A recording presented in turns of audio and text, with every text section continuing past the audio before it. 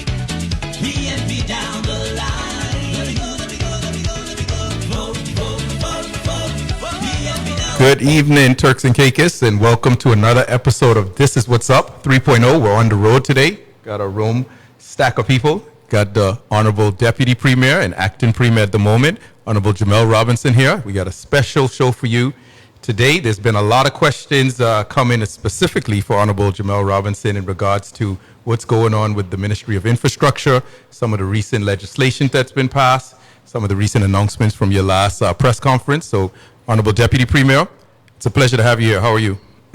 Ralph, thanks for the invite, and it's great to be on This Is What's Up 3.0. 3.0. Because, we always evolving, and it's good to be in front of a live studio audience. And of course, as you mentioned earlier, as we are offline, that we're going to be taking some questions from online as well. So I'm looking forward to what you have in store in studio audience, as well as those that are online, so we can get down to the nitty-gritty. Of course. So if you are watching on Facebook, feel free to write in the comment box any question that you may have. Of course, we'll try to get to as many as we can within the time frame that we have. So if I do miss you, it's not because your question is not important. We'll definitely try to get it at another time. But we'll get right into it, Honorable Robinson. This past week, we had a somewhat of a Category 1 storm that passed here, a hurricane, not somewhat, but a Category 1 hurricane that passed here. Some of the questions that I've been getting from the public is some of the people want to know, that it seems like the notice came out a little bit late, or they weren't as prepared as they probably would have wanted to be. So I know that you gave the final wrap-up and the overview once the storm had passed, a press conference. So maybe can you go into a little bit more detail as to how things transpired and how the government managed that, and what are the true details behind all of that?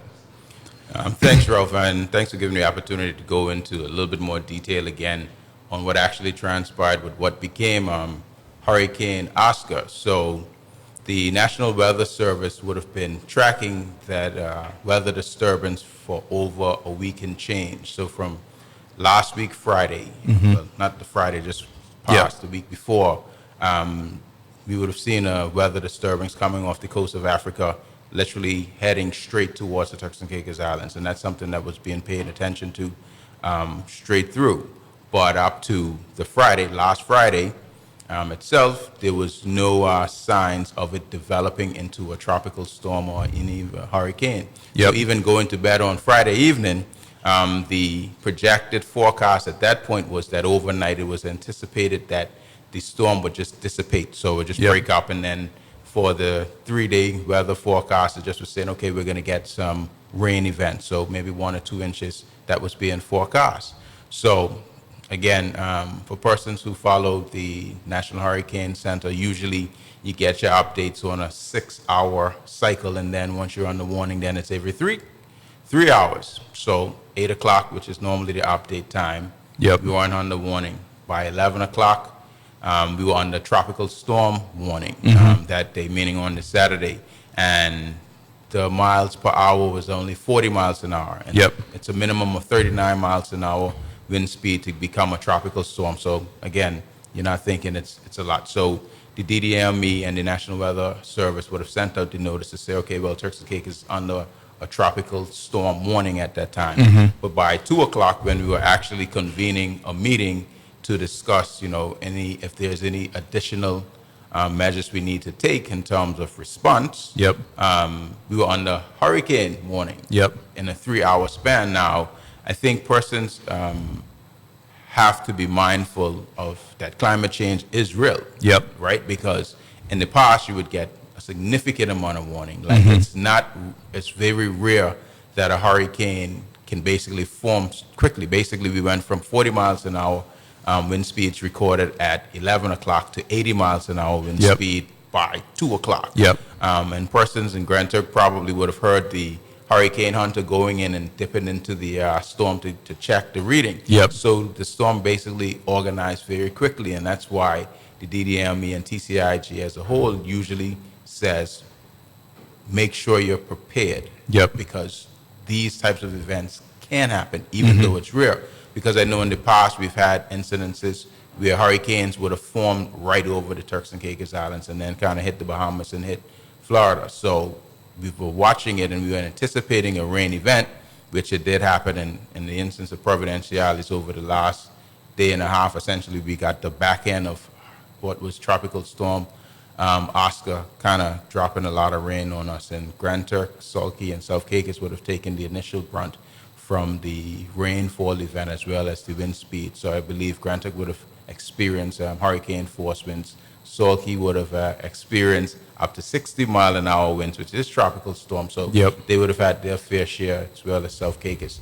So that's kind of the evolution of what took place with Oscar, but it just reminds us to ensure that we're always prepared because you literally don't know. And again, we're in October, which isn't the end of the hurricane season. And I know most people think, well, once you get through September, you're kind of in the clear, you know, because in truth, the most times that the devastating storms happen to hit us is around the 6th or 7th of September. So that's Donna, Ike, Irma, all of those kind of within that window. So I ain't gonna lie, I was like feeling a sigh of relief once we got through September 7th ourselves. But again, you just have to be in a state of readiness. So what is the report, and I guess we'll end here. So what is the report out of the eastern part of the country, for Salke, Grand Turk, and I guess parts of South Caicos felt some of it strongly as well? What we're talking about is minimal damage to homes based on the damage and needs assessment that would have been carried out by a cross-section of teams. So there's minimal damage, but you would see in some of the pictures trees falling down, some person's wall kind of getting pushed over, stuff like that. But in terms of life and property, it's overall minimal damage. So we're thankful for that. The most impact would have been flooding in Grand Turk, a little bit in Salke, not so much in South Caicos based on the reports. And of course, we would have had our flooding today over the last days or so. So the teams from PWD and DDME, etc., would have been deploying the pumping operations, getting our various pumping stations going, as well as deploying our mobile pumps to kind of get water off the land and push it out so all of the main traffic ways can be possible again. And I think the guys would have done a great job, and I'd like to thank them again publicly, as well as all first responders who would have taken the time to be in NEOC, which was partially activated, the shelter managers, as well as all other personnel that would have been a part of the response. Great. Thank you for that. And that will let me go in. I want to start here since you kind of already segue in there. The flooding, that's been probably something that it's been a legacy problem. I guess we kind of spoke about it before. What has transpired or changed in the ministry, or what changes in the from your ministry, I guess, can we expect to really address this flooding on a level going forward, on where we don't have to so much use the pumps anymore, but that the water drainage can just flow itself? I think this is something that a lot of people are kind of looking forward to, so to say. Well, there's a couple things. The flooding will always be with us. In places like Grand Turk, we have Salinas. You have basically the Ridge, Breezy Brae, as well as the Front Street. Grand Turk is basically a bowl, so that's where the ponds are. So water will always drain to the lowest point and then rise. So you can't avoid having some level of flooding, which you can do to mitigate it, which is why the pumping systems have been installed for time immemorial by the Premier's office, as well as West Road, is to be able to, as quickly as possible, pump the water off. Now, if you think about a disaster area happening, let's say if it was a greater impact, persons wouldn't be right back to work the next day. So that would allow the same 24 hours, 48 hours for the teams to move the water off the land. Similarly, for Providenciales, every time it rains, downtown floods. But the reason why we are able to actually get rid of the water as quickly as we have, because I remember as a young disaster manager back in 2005 and 6, when it flooded in Provo, and it was there for basically days on end. But now we have a connected drainage system from downtown straight through most of Q-Town. If you look on the sides, where you can see the drainage wells, as well as having the road system have the appropriate wells, and the pumping system, particularly coming around the airport as well, where you could push water off the land quicker. You would notice that even though you might see pictures of downtown being flooded and Smart Yard being flooded 9 o'clock, by 12, 3 o'clock in the afternoon, the majority of that water has dissipated and been pushed off. And the reason why you would always see a west to eastern pumping because all of the drains are connected to the pumping station that is next to Smithco Gas Station, which is to the eastern side of the downtown area. Yep. So by the Q-Town side, that dries up first because all of the water from that area is pulled through all of the drainage canals through the downtown. Then downtown goes, and then all of that is pumped into the across the street into that the Salina area that's over there. Now, what we have in store is a $4 million drainage project, which will be able to create a basin to allow what you're speaking about, Yep. to have all of those canals push into that basin to kind of store it, and then we'll pull the water off over there. So it'll create an additional location where basically water can kind of filtrate to, Yep. to be able to store, and then we push it off. So that'll minimize the flooding in the future. So that's the plan for the downtown area. And So of what's course- happening now, just so everybody understands, or from what I'm hearing you explain to me, right now, because you don't have that basin, that water is just settling until it Right. stops raining effectively, Bingo. and then it's draining down. And so Right. the basin would allow that water Well, to it's not just draining down, yeah, it's being pushed out, pumped out, sorry, Right. yes. So that would be corrected with this basin, Right. in essence, for That'll property improve and improve it. and improve it. The Yes. reason why I say improve it is because no matter the man-made drainage system you put in place, if there's enough rain Yep. quickly enough, Yep. then it will overwhelm that system. And I believe I was talking with someone no longer than today, and we were talking about the incident. I believe it was either the Tampa Bay airport or the Orlando airport, which is a great piece of infrastructure by all Yep. means, and that was overwhelmed Yep. by a rain event. Yep. So it isn't an instance where it's an engineering issue. It's just literally that if you have enough rain Yep. and you have it quickly enough, the filtration rate of whatever drainage system you have, if it's overcome by the amount of rain that's poured down, then it'll be overwhelmed. So Yep. so for a simple example, if I have a cup and it's half full of water already, Yep. and then I pour another cup of water in that cup, and you're only draining that cup out by a quarter cup a minute, Yep. then I'm going to overflow that particular cup because I'm adding a cup of water, and it only could hold a cup of water. Exactly. It's already half full. Yep. So in those instances, then you just kind of try to improve the way you get rid of the water, and that's what we've been doing, and that's what the team essentially does. So it's a similar cycle, and at this point I smile because it's rainfall event, downtown flood, we respond Yep. and get the water off, then it's quiet again. So Yep. rainfall event, downtown, pictures But all I- over I- social media. So Yeah, so, and I'm but- sure, but Honorable that's what it Minister, is. that's frustrating for you as well too, because that probably wouldn't be efficient. So with this $4 million project coming on board, when would you expect this to be, I guess, to start and then to finish? What would that look like? So right now, that's a project that was previously tendered in the last budget cycle. It's due to go back out for tender, I believe, the November 9th release date. So that'll be out for like 4 to 6 weeks.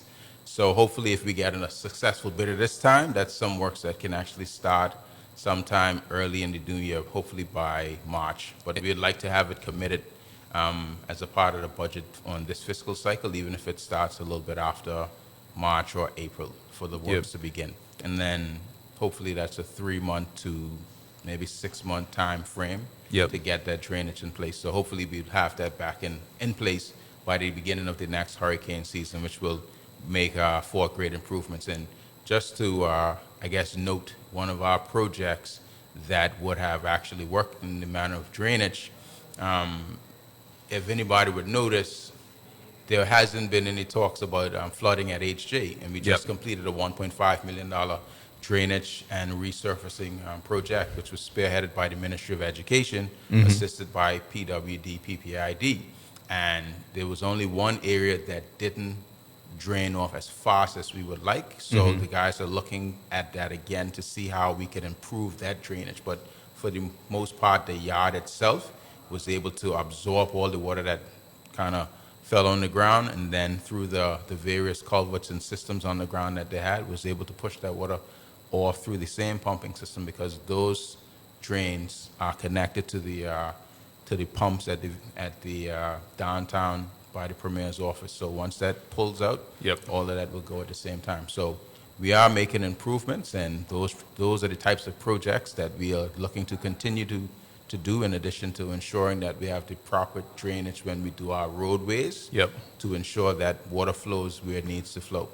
Definitely. So on the topic of drainage, I'll keep it on same sort of lines on traffic, road development, road rework, road works, roads, everything. But let's talk about when we were last on the show. You talked about the study that was going on, and I guess that study was all encompassing Correct. to look at everything, to say what is the best approach for us going forward. Where is that study now? Is that still ongoing? Is that something that's finished now? Is it in the ending phases? Speak a little bit more on where we're at with Well, that. the study itself is completed. Okay. So what we're doing now is taking elements of that study to actually implement. Okay. So the refurbishment of Susie Turn to Scotiabank, Yep. eastbound, westbound, that's about to commence November 1st. So look out for the disruption that will take place. So if you think it's been disruptive some of these afternoons with high traffic, Yep. once that starts, and we'll give a notice from the project management team to let you know when those works have begun. That's a part of that study. So we're also looking at other areas along Leeward Highway Yep. that needs those improvements, because some of the lifespan of portions of the highway is good and other parts are not. So that would be one of those improvements that would have come out of the study. Also, we have what will be the expansion of the Millennium Highway Phase 1 into a 4-lane, which is from the roundabout that's right next to Walking Marine, going straight into Bay Road. So what that will do in the initial is alleviate some of that traffic, because you're going to have even more lanes going in and out of the Blue Hills and Wheeling communities to be able to get some traffic going. And then after that's started, then we'll do Phase 2 and 3 Yep. to carry that, continue. So the entirety of Millennium Highway will become a 4-lane highway going in and out of Blue Hills in the Wheeling area. But also we have a number of crucial arteries that we have to build out properly in the study, and I would have shown some of the graphics. Unfortunately, I don't have the graphics. Yeah, back yeah, in no, tonight, definitely. but, so there's options where you're looking at Aviation Drive going on the back end of Discovery Bay into Cooper Jack, Yep.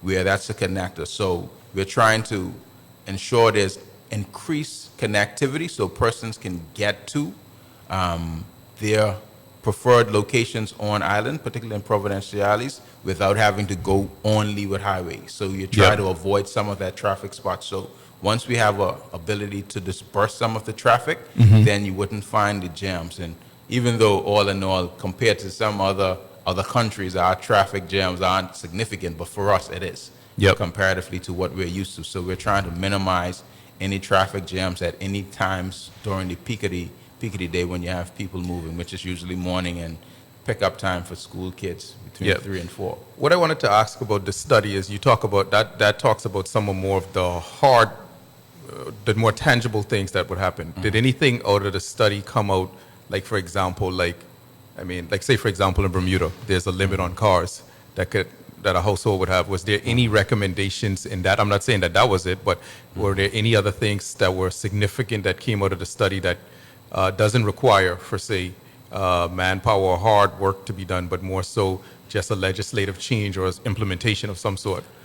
Well, there are a number of other recommendations that would have been a part of the study, because what the study looked at is 3 ways that people move. So you have the digital environment, Yep. which you don't have to really move, and a lot of the stuff is online. And of course, as a Of government, we promise e-government. We are progressing towards e-government, and the bedrock of the e-government system is the National ID, which is an ongoing project that once completed, then we'll have the bedrock to be able to move to the next step of e-governance. So that's part of the implementation of what would have come out of that. Also, you have an environment where you look at proximity. Yep.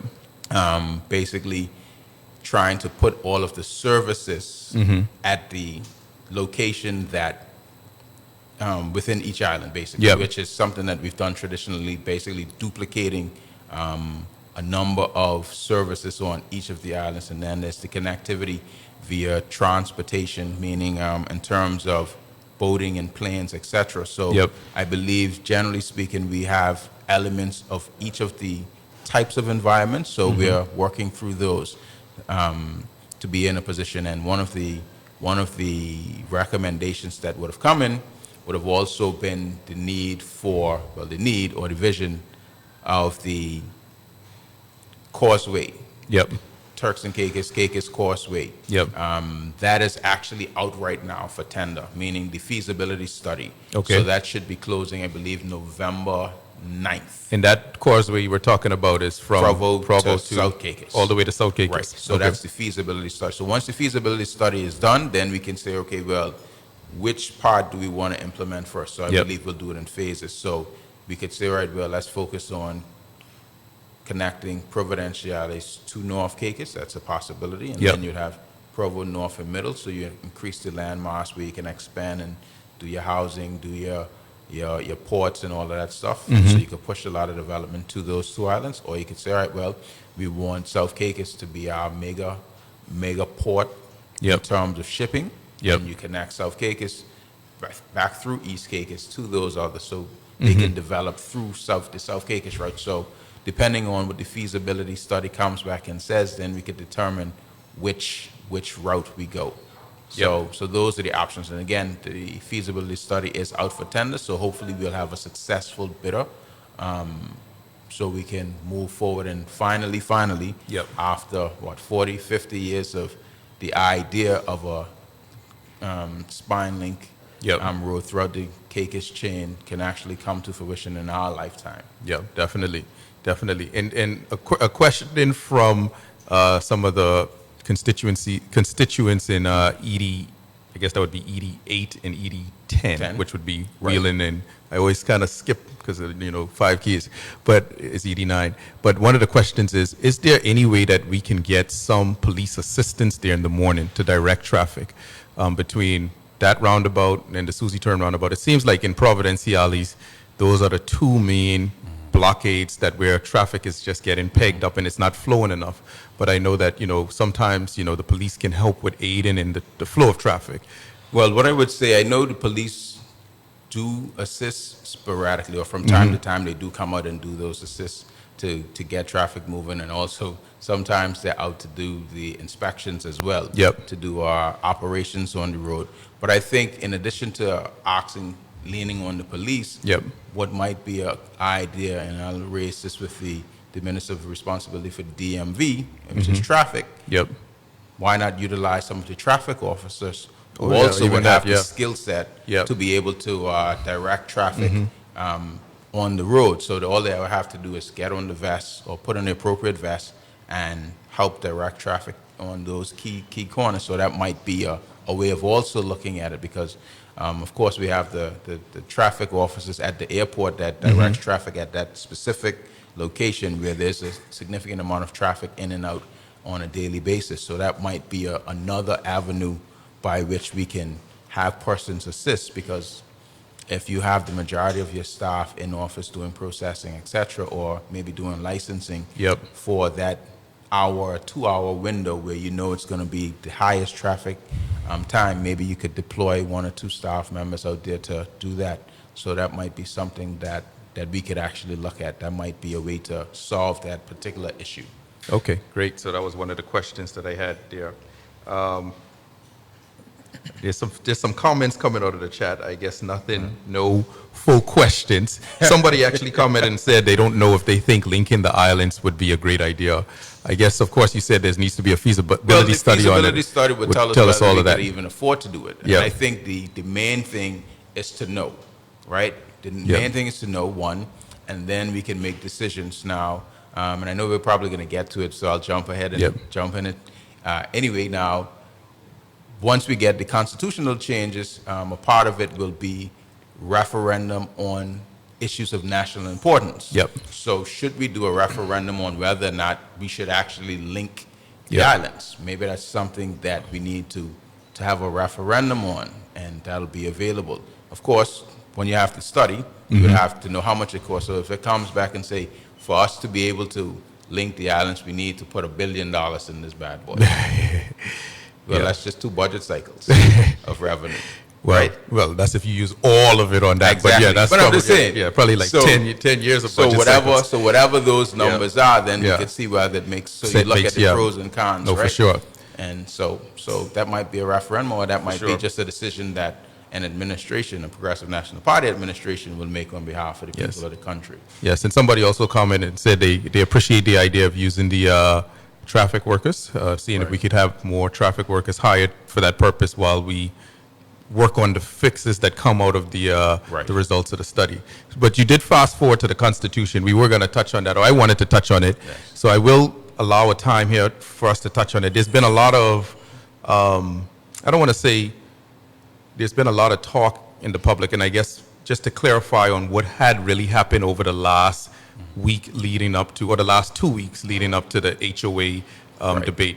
And I think a lot of people were a little bit, some people, and I shouldn't say a lot of people, were speaking to it like they thought that now was a time that this would have been a full consultation. So maybe explain, the process on what we just went through, and then where things are now, and then we'll speak to we'll speak to the actual amendments and some of the things that you just mentioned Right. about what they mean. So essentially, and I think, and I don't want to make light of this. Yep. I think persons sometimes forget what's taken place before. This Yep. has literally been a 15-year process since our original suspension of the Constitution, August 14, 2009. Yep. Because Kate Sullivan would have had her consultations back in 2011 when we were looking at what we'll get back as our Constitution after we had the introduction of the 2006 Constitution, which we believe was the more progressive Constitution, one of the more progressive ones, definitely within the overseas territories at that particular time. So Turks and Caicos Islanders did not want that Constitution. Yep. We've been operating under that Constitution for the last 12 years. Yep. Right? Since we got elected government back in 2012. So the Honorable Dr. Rufus Ewan administration almost immediately would have made attempts to try and change it. So they would have done their consultation, persons would have given feedback on the operation, etc. The UK didn't give us massive constitutional change, even though they would have removed the chief financial officer Yep. from the Constitution once we had paid off the debt at that particular time. So we got a minimal, well, a big change, yes, but not it much, wasn't yeah. sweeping. It was a Yeah, big change no, for because sure. again, just to remind persons, back then, Yep. any piece of expenditure, if you think things are bad now, any piece of expenditure from back then that was over $5,000, and we have civil servants making twice that amount right now. If it was $5,000 to get that approved, the chief financial officer would have had to approve that, the CFO. And that person, I believe it was Hugh McGill Groves first, in the first instance, he had veto power even over the whole cabinet, Yep. even the governor. So if he didn't say you could spend that money, forget that. Yep. And our PNP government that won the election 2012 had to operate under those conditions basically for 3.5 years. Yep. Right? So let that sink in. Then, unfortunately, we didn't win the election. Then the Honorable Charlene Cartwright Robinson government would have came in, so they would have essentially taken up the mantle maybe like 2019, I believe it was, and they would have did another round of consultation as well. The UK basically ain't even look at them. So let me ask this: Yes, sir. why did? Because I know I hate to interrupt you there, but No, I go want to ahead. put context for everybody as to how we got to where we got to. So you said that the UK didn't take much mind into it. If I look at 2019, do you think the reason for that is because it became so kind of later in the administration, like it was not a first priority thing? No, I don't think it was, but from some of the debate, Yeah. a part of the issue was there wasn't enough unity, Yep. right? There wasn't enough Turks and Caicos Yep. presenting versus the PDM administration Okay. and the PNP So the opposition. inclusiveness wasn't there. Right. Okay, got you. So that was an issue Yeah. from the And the reason persons why I who would wanted have to been do there. that is because, a constitution belongs to all of It's us, the right? people. So I didn't want it to come off as anybody taking this as a political job or anything, but just to Right. No, it was clarify, a political job. just to clarify what really was happening. Right, there. so that was happening. So Yep. there was too much of us and them in Yep. the UK as well. So there was some of that definitely. Yes, yep. So it didn't get much Yep, traction. Okay. In comes Honorable Charles Washington Mizik administration, a 14-1 government, and we continued the consultation process because, again, Honorable Dr. Rufus Ewing administration did public consultation. Honorable Charlene Cartwright administration did consultation, as well as the Honorable Charles Washington Mizik. And to his credit, and his credit definitely more than mine, because Yep. he had the leader of the opposition in tow Yep. every step of the way. Yep. Now, if it was me, I wasn't going to take him on, I ain't going to lie. Because with a 14-1 government, with every seat, Yep. 5 at large, every position, I would have thought that would have been the clear message from the people. But that shows who leadership. they want. No, right? exactly. Definitely. Yes, that's why we got things we can learn from Yep, now. yep. Trust me. Like I say, Yep. so that shows the leadership. That's why I say Yep. to his credit, definitely. Yep. Right? So the leader of opposition, leader of the country in tow. And what we also did as an administration, we hired the constitutional lawyer, Sir Jeffrey Jowls, Yep. which he would have worked with the AG's chambers to articulate why we wanted the changes we wanted. And I think that was the game changer, because Yep.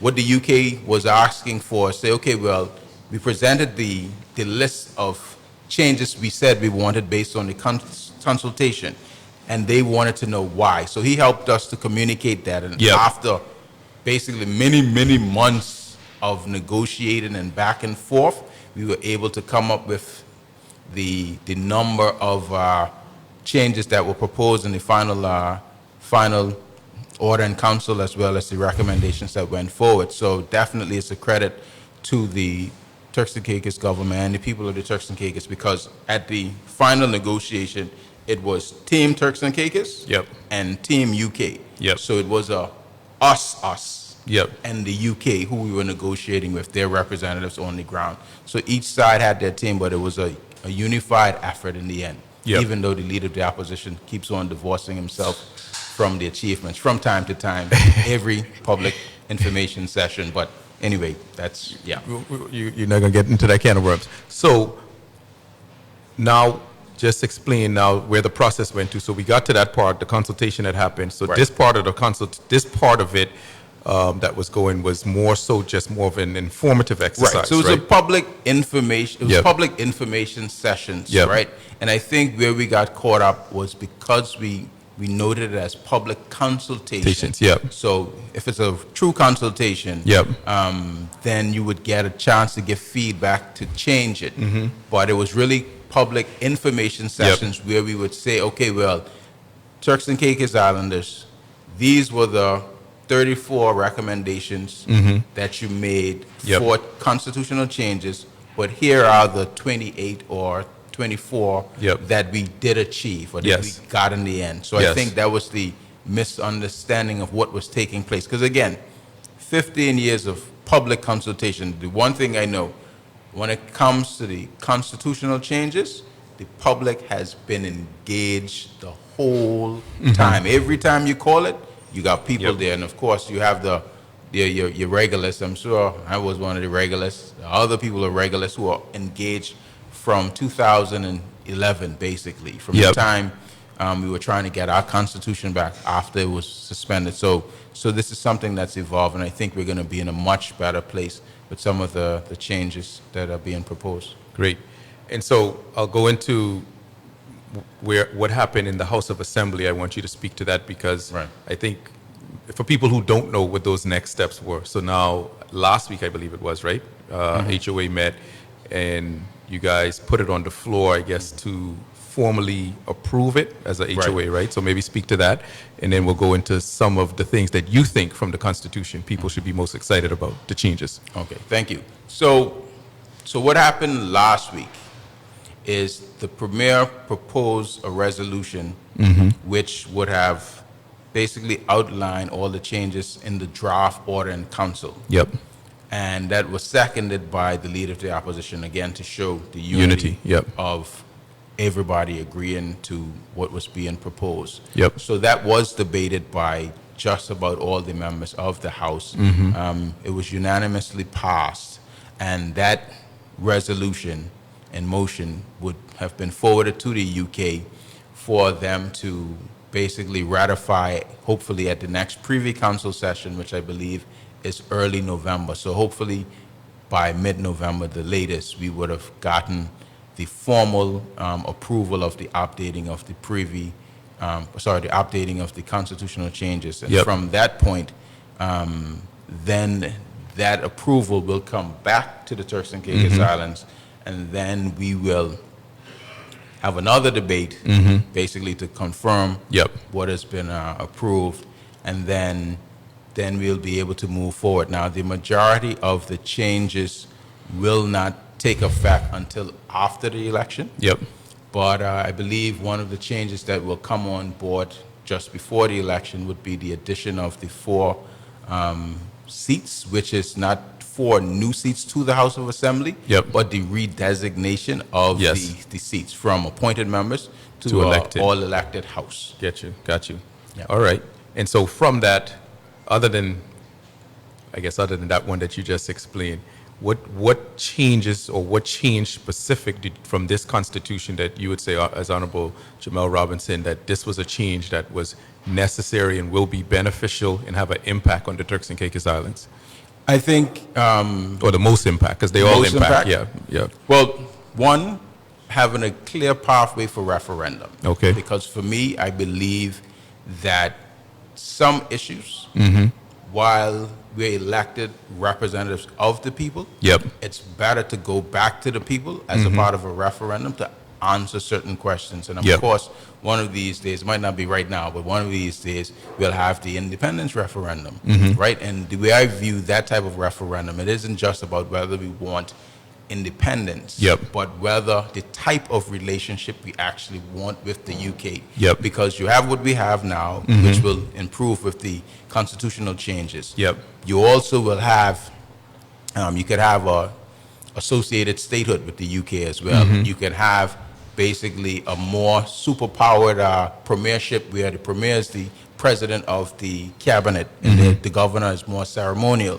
which is in line with what Bermuda kind of has. Yep. And then there's outright independence. I think we should have all of those options on the table. Yep. Have a 6-month public education tour Yep. by both sides, basically do it in unity. Basically, it's information, fact-finding. Okay, these are the pros and cons of each of these types of associations with the UK, including outright independence or some level of independence, whether a republic or a commonwealth state as well. So, Yep. so doing a referendum, and again, it could be any issue of national importance, so that's important. Now, also, I believe the clarity, while it wasn't a constitutional change, one of the things that was clarified was whether or not the governor, deputy governor, and attorney general was a part of the consensus building, Yes. meaning the consensus that had to form in cabinet. Yep. So before, depending on which administration you spoke to, since Yep. we got our new constitution, or which member Yep. of cabinet you Yep. spoke to, they would have said, well, yes, Yep. those 3 had to form a part of the consensus. Yep. But the UK definitively said, no, they do not. Okay. So it's a government thing, and so that clarity will help us going into the future. Yep. Right? So I think there's that, and of course, while it's a little controversial, I don't know why it's controversial, 4 years versus 5 years. That was the When one I so was gonna when bring up as a so question. many- So many countries have a Yep. 5-year term, independent and as well as overseas territories have 5-year terms. Yep. I don't really understand. I think the really out of actual most of the year. democracies, only the U.S. You really exactly does 4. do 4, you right? know, So honestly. I don't understand why that has Yeah. been so controversial. So that to me allows a government an additional year to fulfill their mandate, right? Because particularly with the type of procurement system and financial framework that we are still operating under, even though we've made improvements and we are likely to see the fruits of that labor into a second term. Yep. That extra year makes all the difference, I believe. Yep. Because think about the projects that we will start Yep. this year, the end of this financial year, that would have been completed if we had a fifth year. So, good, better, and different, in 5 years, the country would know what you would have done. Yep. Not, I need another term to finish off what I started. No, you would have had 5 years to complete a particular mandate, and then you could ask for a fresh mandate to do other things. Yep. Right? So I think that's the importance of having that additional fifth year. But overall, I think what the Constitution changes allows is a reset. Yep. Because I really believe some persons still operate as if we are under a CFO Yep. that has to approve $5,000. Yep. Right? So I think whatever those systems that were put in place Yep. in terms of business case writing, ITTs, what is needed for approval, and persons being concerned or scared to make decisions, and what was supposed to be a climate of fear really is now a climate of fear. And it isn't that you're scared scared of someone like for your life, but you're like you might be scared to make tough decisions because you don't believe an honest mistake will be seen as that way, and you could find yourself tangled up in front of an integrity commission for something that you legitimately said, okay, well, based on the information that's in front of me, this is the decision I want to make. Yep. And then somebody could construe that for whatever reason and say, all right, well, I think you were doing it for untoward reasons, so let me report you.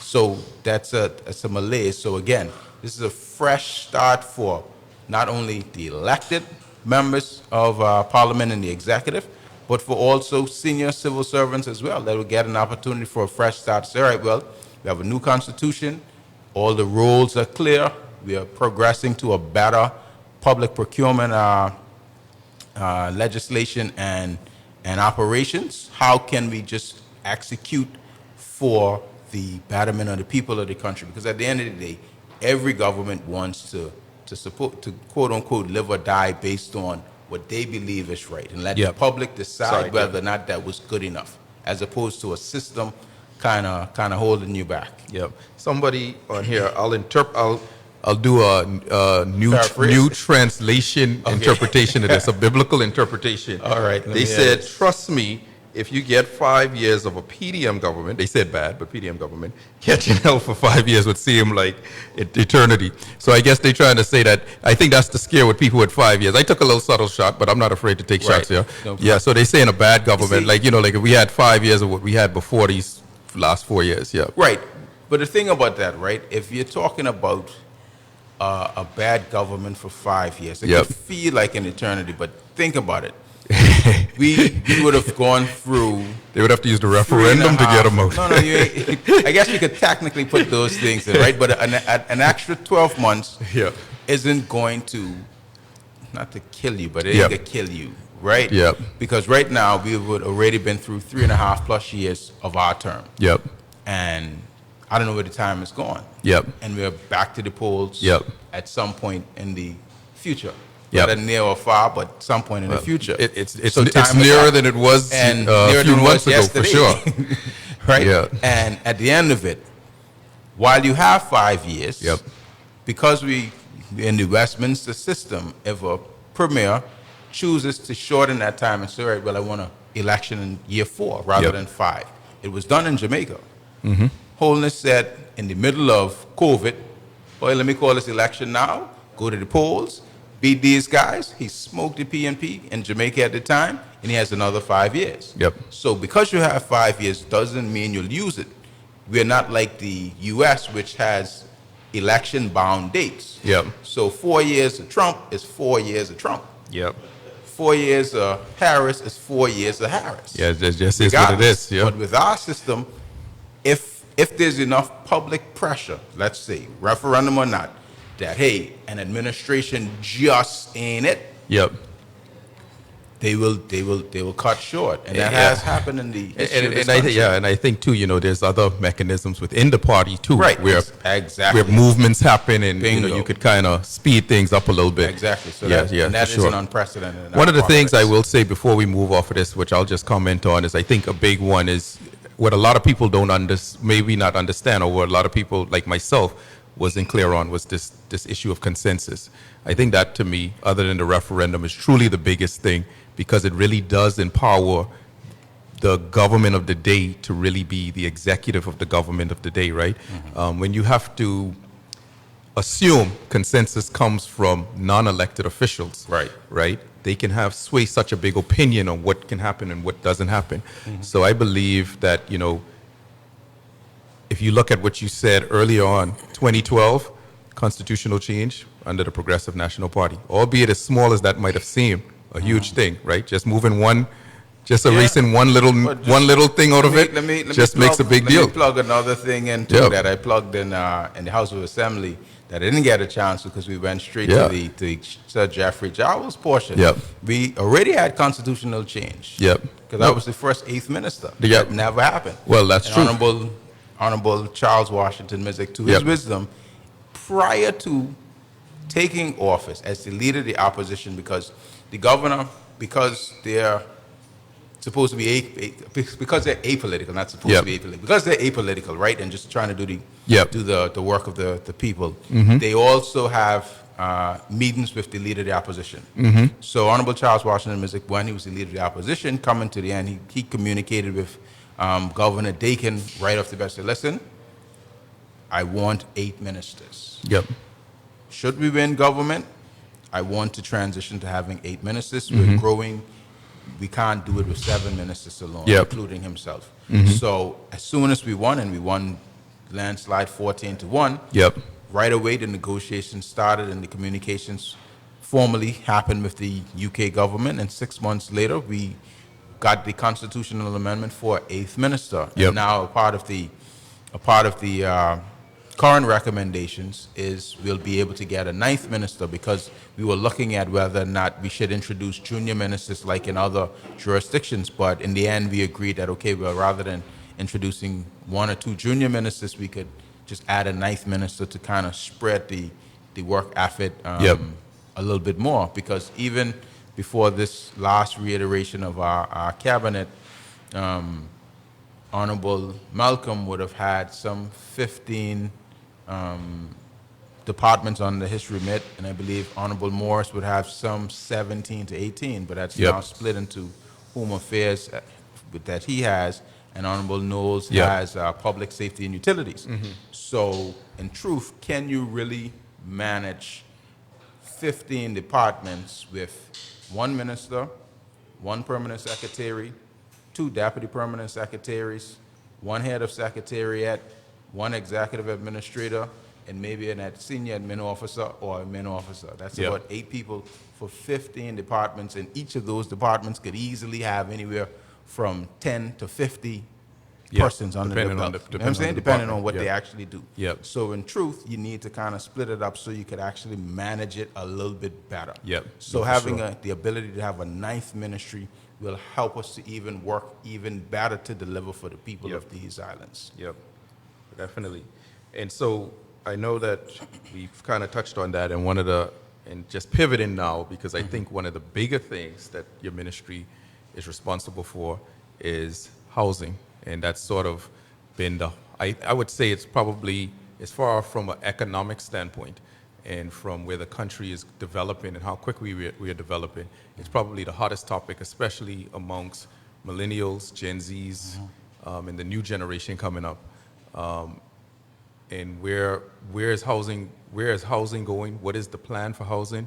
I think they want to hear it in a more direct sound from you, from the minister, and from the administration itself. So where are we with the housing plan to date? Okay, so for housing, of course, we have 3 programs in the housing policy that we've passed. I'll talk about the other 2 and then get to the nitty-gritty. So we are now completing some of the home refurbishments that we've done. I believe we've committed some $589,000 worth of works to those persons who have already been approved in batch one. Yep. We did a kind of a handing over ceremony with persons in Providenciales maybe a few days ago, last week, Friday afternoon actually. We did that. Persons are progressing in Grand Turk and on the other islands as well. So that part of the program is finally moving a bit smoothly, and we're going to spend at least $1.5 million on those refurbishments, and then we're going to look for additional funding to continue to do those refurbishments. And those persons would have had damage from basically some Hurricane Ike, some Hurricane Irma, Fiona. Yep. So it's longer term damage, right? And as well as persons who just need a better standard of living. And then you have program 3, which is kind of the rebuilds for persons who are really in dilapidated housing, that those that would have applied, they have an opportunity to be able to get a new house built for them. We're in the process of finalizing the criteria for the awards. The Housing Committee has met, and we're finalizing who would be the likely recipients from that program. So that's 3. So the big one, program 1, which is residential housing concessions for developers. So you have 2 parts to that. Any Turks and Caicos Islander or developer in general that is building 5 apartment units or more, or just 5 homes or more, can benefit from up to 100% concessions, as well as immigration protocol reduction by 50% in stamp duty. That's Okay. a package. So if you have 5 units or more apartments, apply to the Housing Committee. They'll do their assessment and make a recommendation to Cabinet to be able to give you those concessions. And in return, all we ask essentially is that you pass on those savings to the end user, because we know we have a housing crisis. We have a rental crisis. Anything in long term, it's basically at crisis levels, right? So that's one. And so I don't want you to go too fast, because I think this is the stuff that the people really want to hear. Okay, so I'll slow down a little So bit. passing on the savings, right? A lot of times people get the concessions, the government gives the breaks, the houses are built, the investor gets a lot of the benefit. How is the government ensuring that those savings are passed down? What does that look like? Well, what that looks like is, one, you have covenants that you sign as a part of the agreement to Okay. pass it on.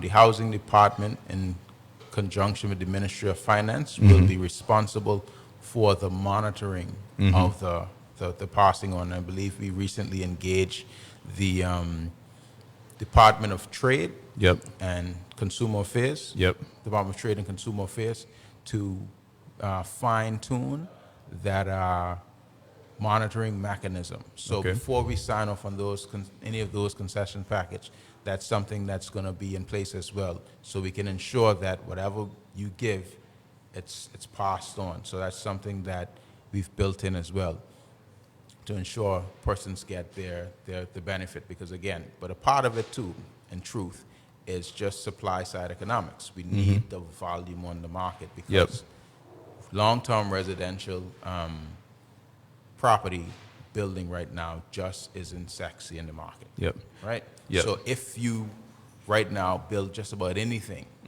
it's going to go. Yep. You're going to get a good price for it. So we need to increase the volume by any means necessary. Yes, we have to monitor that the savings go on, but in the long term, increasing the volume of available apartments and or homes on the market will eventually regulate. We've even moved to the place where, at least temporarily, we're even considering staff housing being done by developers. Of course, we still would want to have partnerships with local investors to be able to provide the staff housing for basically the tourism industry and the tourism-related developments, which is a large portion of our workforce. But we're more open now, because in the past, we've just never allowed the developer to do their own staff housing. There would usually be a local partner, but because of the crisis of the majority of the long-term rental supply basically going into short-term, because in truth, in the Instagram world that we live in right now, you're taking a picture on the beach. You're not taking a picture in your Airbnb or wherever place that you are. You're taking it at the restaurant. You're taking it at Shisha. You're taking it at Aziza, you're not really taking it at the place you are. So you just need clean bed, clean sheets, and a place to bathe, and maybe somewhere to cook some food and store some water and stuff. So that's where we have a shift, and that's just, I guess that's economics really, because people saw the opportunity where a lot of persons want to come and be in the villas. So they're more Turks and Caicos Islanders are building villas rather than building apartments, which is some traditional. So you have other people in that market as well. So now to the solution, because we need mass housing Can communities. I ask one more question before One you go? more. Because I know that this is a question too here.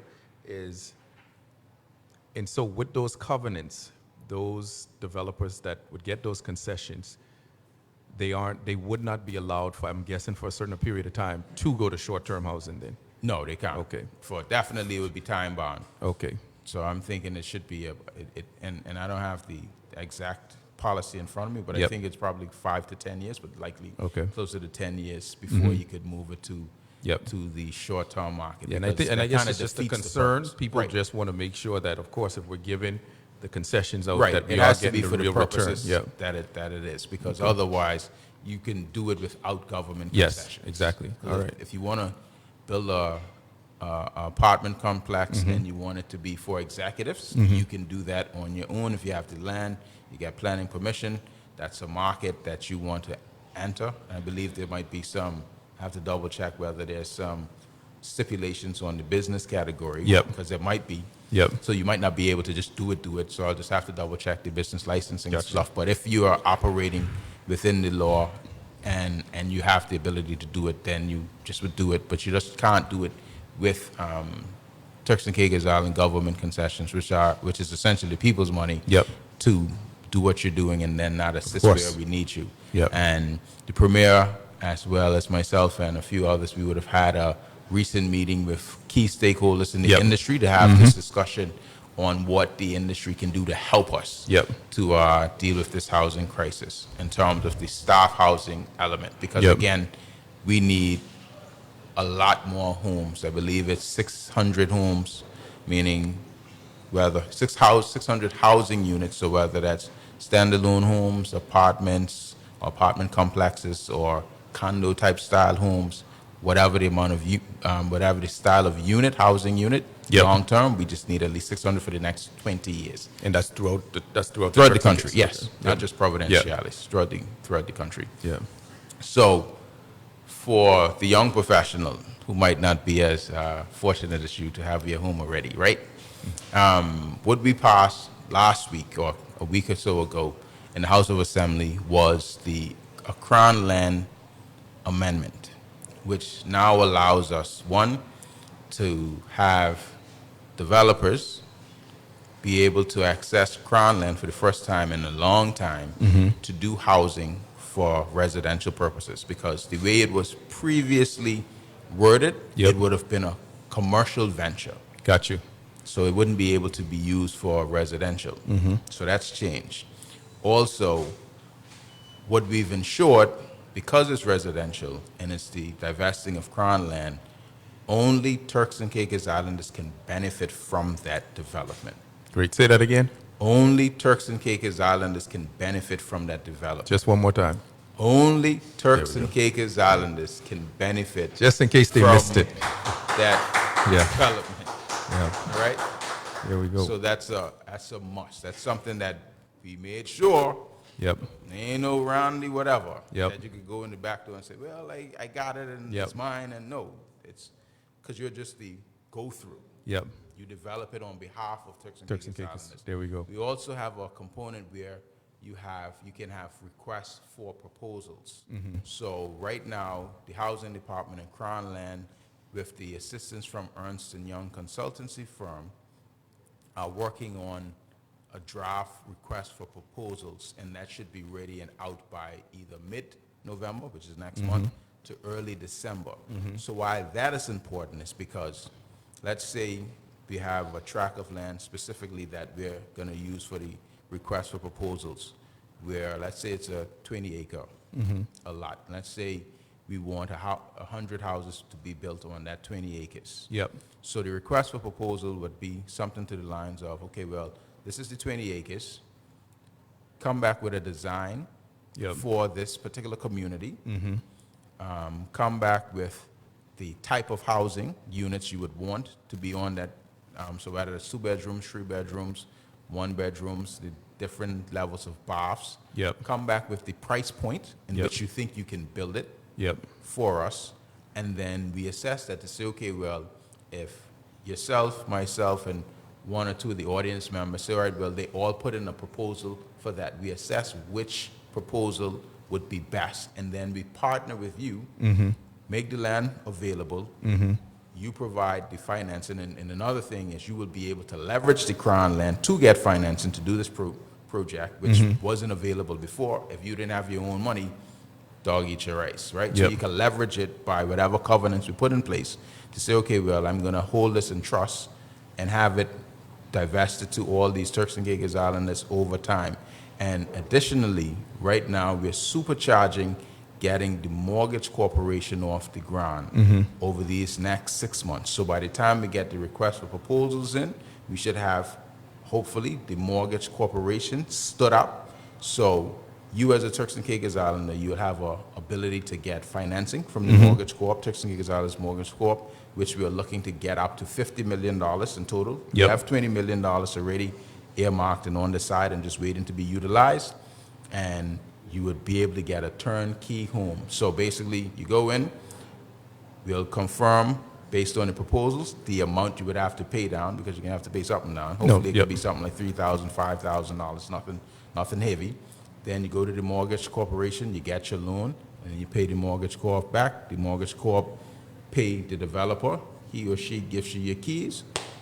Bada bing, bada boom, and you're in your home. So we're looking at getting those types of communities done. And again, what the government will also do is help to put in some of the road infrastructure, power, water, and all of that stuff. So try to get a good price for those so we could bring the cost down. Because at the end of the day, it's about having the availability of affordable homes. Yep. And one of the proposals or some of the ideas that are floating around is even the idea of modular homes, Yep. where you can start with a 2-bedroom, but you could kind of slot on a third room. Yep. So if you could only afford a 2-bedroom No, as yeah. your first, Yep. that's fine. Then you, in another 5 years, your family's growing, boom, you just go right back to the same developer. They hook you up with another bedroom. So those are the types of options. And one of the other things that we're pleased with now, I know it's Scotiabank and maybe a few other banks, what they do now, you don't have to be married to be a person and to have a joint mortgage. Yep. Right? So that's something that's important because, again, for 2 Turks and Caicos Islanders, whatever their status, they could be friends, they could be siblings, they Yep. could be just joint investors, Yep. right? And they want to have a starter home. And it's, all right, well, we're going to get this 2-bedroom together, 2-bedroom modular home. You get the Turks and Caicos Islander discount right away, which is the 50% on the belonging land. So right away, as soon as you turn over the keys, whatever the value of that 50% is now your equity in addition to it. So right away, you would already win game. So let's say in another 5 years, either of you want to divest. So let's say if it's 2 young ladies who want, rather than paying rent, they're paying mortgage. You want to move out Yep. to be with your family or your husband, and the other person who's staying has a husband and family now. So you divest, you sell your interest to that person, you go buy another home, another place, they take on that. But for that period, you would have been building equity because, again, think about where Pride in Homes were when it first started. A lot of those would have sold from anywhere between, I believe, 140-ish to maybe like 195. Those homes on the market now value significantly more to be able to purchase it now. So over time, with great neighborhoods, facilities being built up, your property will appreciate over time. So even if it's your starter home and then you sell it off to get your dream home in another 10 years, 5 years, 10 years, or whatever that time cycle is, then you would have benefited from that initial startup which you would have gotten from the government, and then you just would have to pay it forward to another Turks and Caicos Islander, ideally, and then just kind of keep on moving. So homes. So it's been a long, trying process to get to this point. Yep. I would have taken over the baton from Honorable AK, who would have started this journey with the implementation of the Housing Committee. She would have taken the policy right almost to the finish line, and I would have taken over the ministry, and then after several months, we eventually got the policy passed. We would have been doing various things to try and get this quick started. A lot of starts and stops and tweaks trying to get it to a place where we can actually bring forth housing for the people. Because again, we know it's a crisis. We're not unaware. But again, you have to work it through the system and get it in a place where Turks and Caicos Islanders get their value for money, because it isn't ours where we can say, all right, well, you get a house, you get a house, you get a house, you get a house, you get a house, and just do it and see what happens, right? We have to work the system and try to ensure that at the end of the day, we create communities. We don't just want to create subdivisions. We don't want to just give you a piece of land or a piece of dirt. We want you to be able to move in, because we want you to, the end product, we want to be something that you're proud of, which you're going to ensure that it has great upkeep, and then that's something that either you can sell on in another 10 years, or you could keep it in the family. Yeah. Because again, if it's a modular home, well, maybe for you and your kids, you just get the 2-bedroom.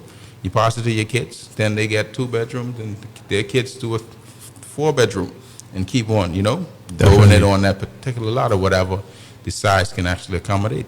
So I hate to make somebody make a promise going into the future right away, because I'm putting you on the spot.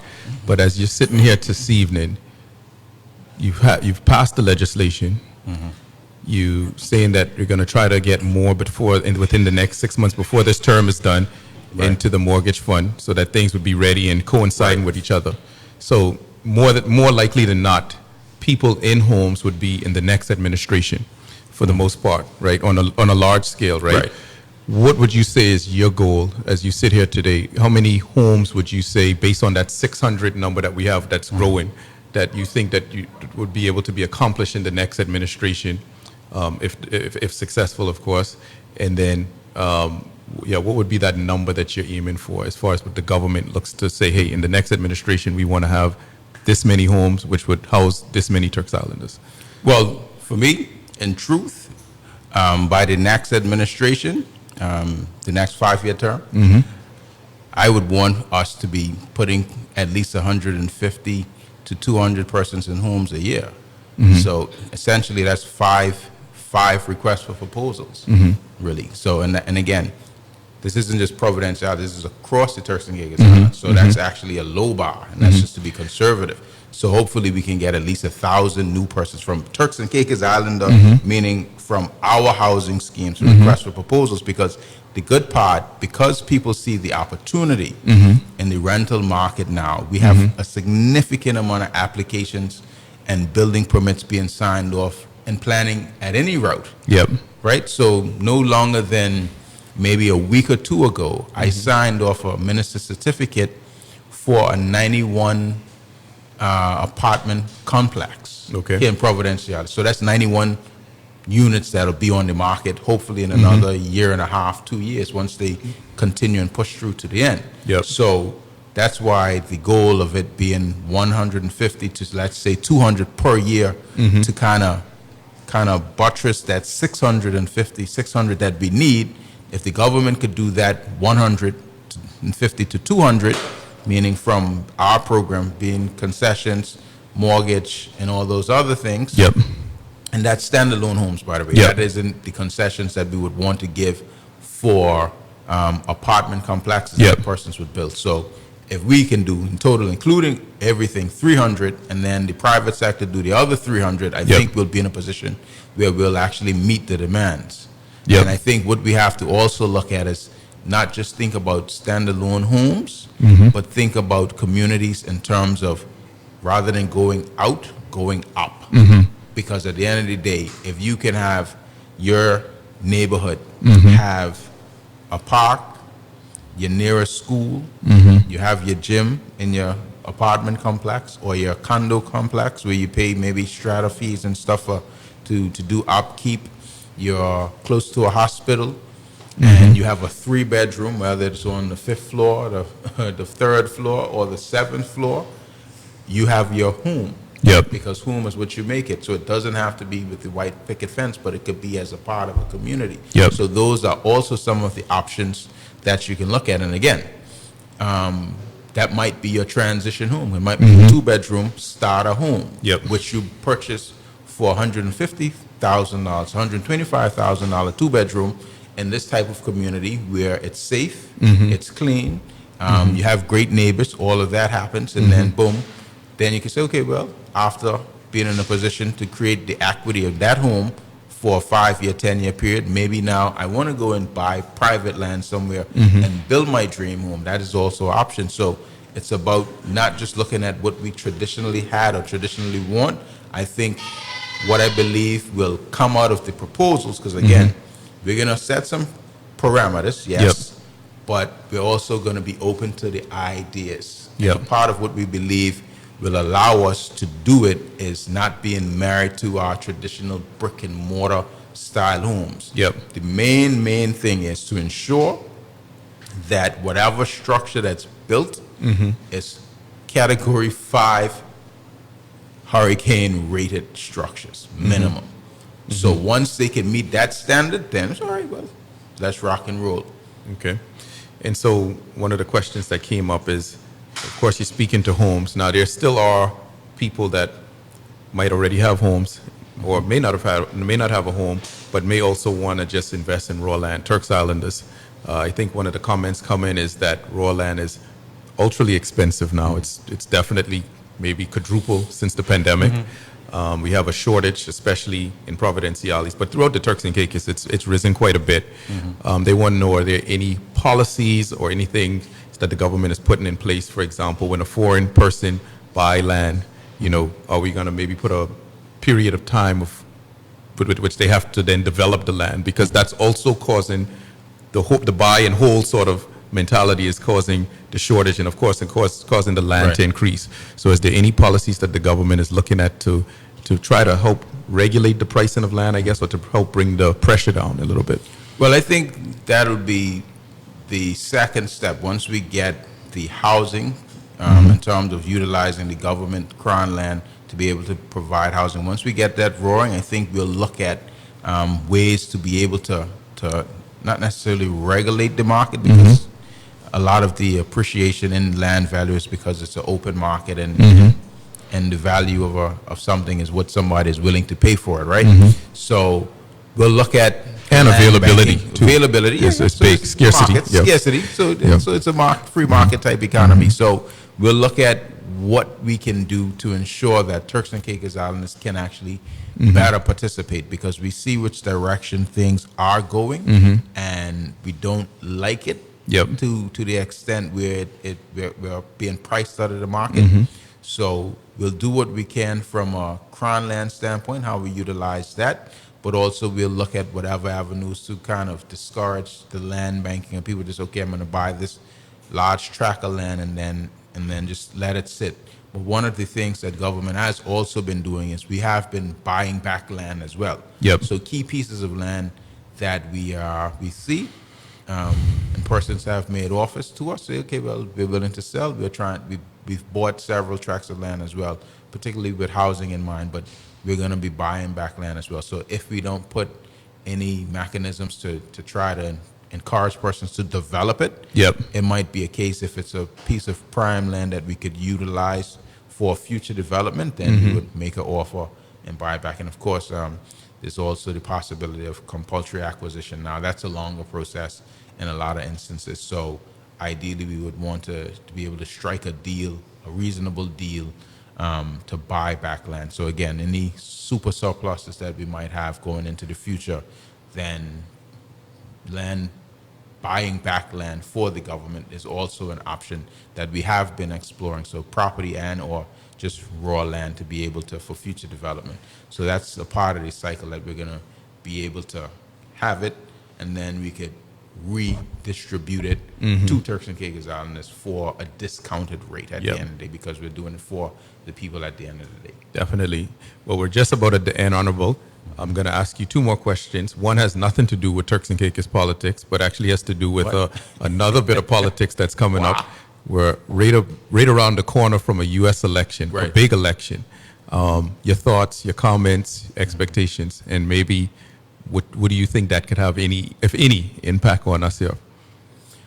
Well, my thoughts on the U.S. election as well. I don't want to know if I call it a prediction, but Yep. based on the polling, I believe, and this is, I don't have a horse in the race one way or the other.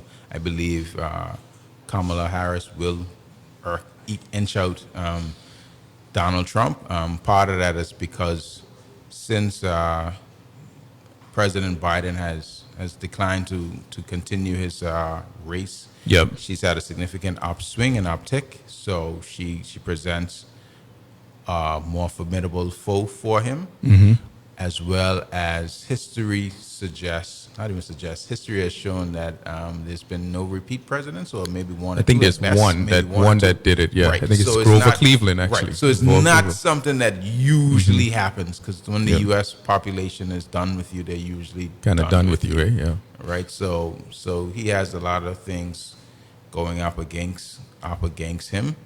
Now, generally speaking, from what I understand about the economics of how we operate in the TCI, Republicans usually have better policies for Turks and Caicos. So whatever their policies are in terms of tax cuts and where people can maneuver their money, that usually benefits us here. Whereas Democratic policies are usually stuff that impacts us a little bit more, because it's higher taxes, so persons have less money to invest overseas, et cetera, et cetera. So we'll see, because Trump is definitely a special type of person. So we wonder whether or not what his re-election might mean, or his election again might mean for world politics. You know what I mean? So it's something to watch. But I don't know. I don't think he's gonna necessarily make it. But I'll definitely be up election night, watching the results come in. You should come to the PNP headquarters and watch it. I might be. I think we might invite some people out. I don't know. That's what I'm hearing. Watch party? Maybe a watch party, you know. Just get it rolling, you know. I remember get your popcorn rolling, you know. What else you got to do? You can be up anyway, right? I remember it was 2016. Yep. The 2016 election with Hillary and Donald, right? Oh boy. Listen, I went to bed 9 o'clock. Hillary was in the lead, you know. Man, when I wake up the next morning, all I see Trump face on every news channel. I was like, what? I was like, you won? And I was like, how'd that happen? But so anything's possible, eh? Anything's possible. Anything's so possible. It's going to be interesting. So we'll right. see. Definitely. Definitely. Well, the last thing I have for you is, like I end every show, of course, is just to give you a moment, Honorable Deputy Premier, and actually acting Premier at the moment while the Premier is out, opportunity just to speak to the community at large, the constituents at large, anything you want to say special from the Ministry of Infrastructure, or just anything that you want to just let go from your office itself. The floor is yours. Thank you, Ralph, and thanks, Turks and Caicos, for being here with us tonight on a good Tuesday.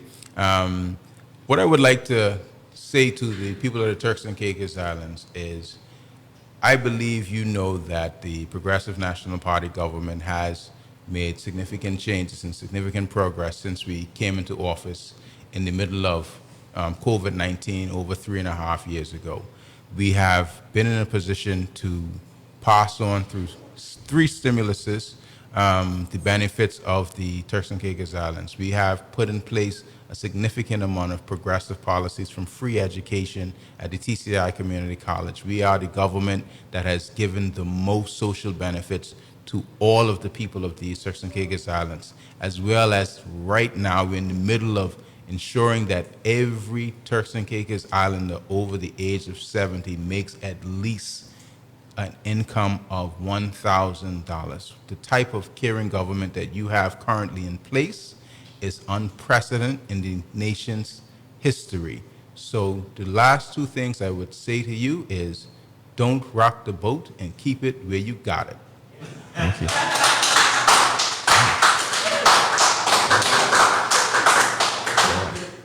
Definitely. Woo, man, powerful outro. Thank you, Honorable Robinson, for coming here, and thank you for all of the policies and things that you laid out so eloquently, the constitutional reform. I think that one thing I could say people have left here with is a better understanding of what's going on in the Ministry of Infrastructure and the Turks and Caicos at large. And of course, I want to thank you, Turks and Caicos, for tuning in again for another Tuesday edition of This Is What's Up 3.0. We'll be back here, same time, same place. You can catch us right here at K&T gas station where they have their food court here. If you want to just be a part of the show, come by the headquarters. If you have any questions about anything that you want to know, catch us on our social media pages. We'll be doing door-to-door. We'll be bringing the action, and of course, we'll be keeping this ship steady. So don't rock the boat. Keep it where you got it. This is What's Up 3.0, Tuesday evenings, the only place you need to be on Tuesday. Thank you very much. Diggy diggy bam bam, diggy diggy.